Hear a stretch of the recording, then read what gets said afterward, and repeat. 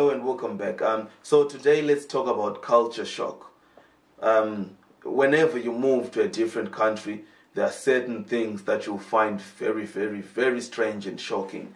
And if you are planning on moving to that place or staying in there indefinitely, you have to study up front, like how do they do their things, what sort of food do they eat, what taboos exist in that society. It will help you better conduct yourself when you are in that country. So there is the issue of give and take. If you are the one who's coming to a new country, you have to make certain concessions. What do I mean by that?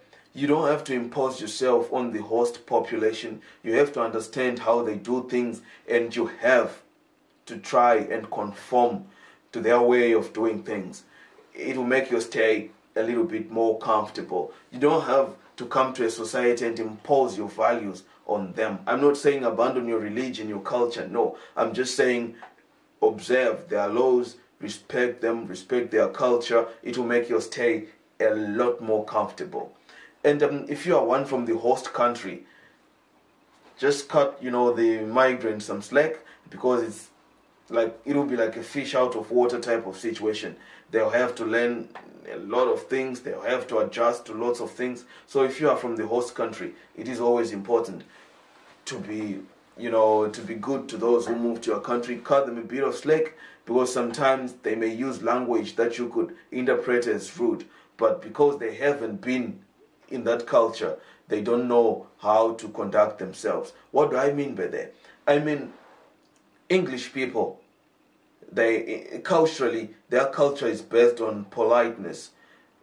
If you buy something, always say please and thank you. If you are in a store, it's important to them. You don't just like take or whatever. Even if you are paying your money, it's expected that you have to say thank you. Well, someone gives you a coffee. Oh, thank you so much. You go to the store, you run into the cashier. Oh, good evening. Can I please have this and that? And then they give it to you, and then you be like, thank you. It's a big deal in their country. Please and thank you.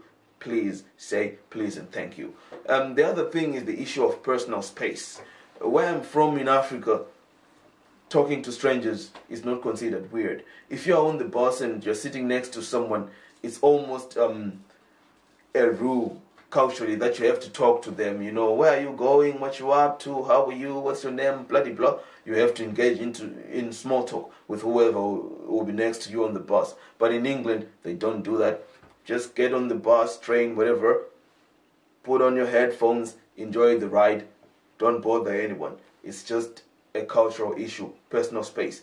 I also noticed this personal space aspect of their culture this other day when I was walking down the road.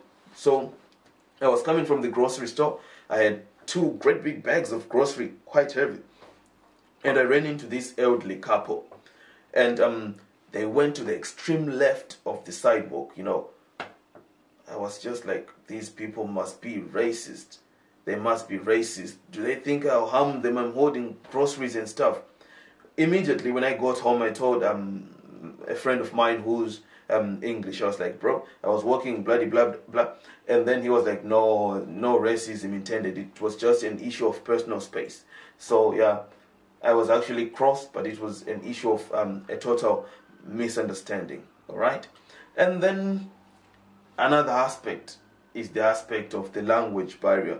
So no matter how good you think your English is, because of your accent, some people won't understand you. So when you speak, try to enunciate your words, because accents are hard to understand. Like someone from Scotland could fail to clearly grasp what someone from Australia or wherever is saying. Don't take it too personally. Don't take it like these people are just, taking the piece. No, it's just an issue of, accents or whatever. It happens. Be prepared for it. Be prepared to encounter people who won't, immediately understand you. That will happen.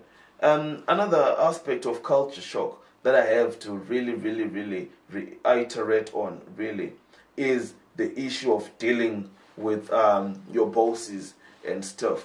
Bosses in England, they are quite friendly, but don't get overly familiar. They are friendly, yes, but don't get too familiar. You might think they are being chummy and like you begin to think you're on a first name basis. No, always like treat your boss with the same respect you did when you were back home. Don't be over familiar. And another thing that I have to speak on with regards to culture shock is avoid borrowing money. Don't put people in difficult positions. There's this lady whom I work with. I won't name her. We came from Africa together. She's from Nigeria. I'm from Zimbabwe. And she had a period of time when she had financial difficulties, and she just went around asking co-workers for money. That's not a good look. It might be okay in the country where I'm from, but in England, it's not good to impose. Don't live beyond your means. Don't borrow money. Please don't borrow money from people. It's an extremely, extremely, extremely bad look. Another thing I should speak on is the issue of being overly familiar. I know I touched on it, but let me again reiterate. People really value the way they are, addressed to as. What do I mean by that? If I tell you I'm Jacob, please don't call me Jay or any other variation unless we are very good friends or whatever. Don't just go around calling people by names that they don't like. If they have certain pronouns, respect them. Respect those pronouns. That's just the way things are done here. So basically, that was it on culture shock. Have you ever encountered culture shock before? Are you thinking of moving to another country? Have you seen a person from another country in your country and you had an experience that was less than pleasant, in which you really wish you had a bit of cultural sensitivity or information about other cultures, and you think you could have handled the issue differently? I'm Jacob. Like, share, and subscribe. I'll be sharing more videos. Peace.